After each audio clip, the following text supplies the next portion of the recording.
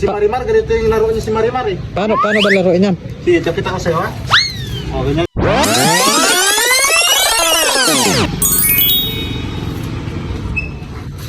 Hoy, Bukol, anong ginagawa mo? Oh, wow! Ano pala yan? Wala tol, parang may ginagaya lang kasi akong laro ba? Okay. Yung Anong laro yan?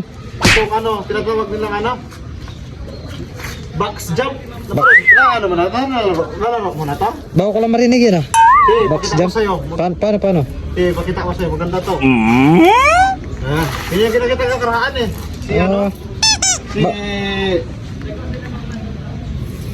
Si Marimar, ganito yung laro niya si Marimar eh. Paano ba laruin yan? Sige, kita ko sa'yo ha. O, ganyan yan, ganyan. Kita ko yung laro ni Marimar ba? Oo. Meron pa, kulang pa. Yung laro ni Marimar. Sample, ganito. Oo. Diyan.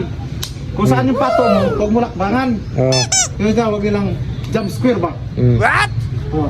Parang ito, ganito yan siya. Parang kaliwang paalang yan dapat or kaliwang paalang dapat pwede mag-apak. Ganyan kita ha? Oh, sige, sample nga.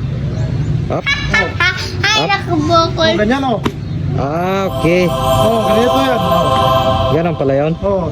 Tapos ito, kailangan magtalikod ka na agad. Oh, ganyan. Oh. Tapos yung guhit, kung maapakan. Kung maapakan mo yan, talo ka na. Oo. Mapalit naman siya magtalon. Oh, ganyan. Ganyan. O, kunin mo na yung bato mo. Okay. Mapalit ka na. Oo. Tapos yung inapakan mo, huwag mo apakan. Yung talaga yung pato mo, umapakan. Okay. Talon ulit. Oh.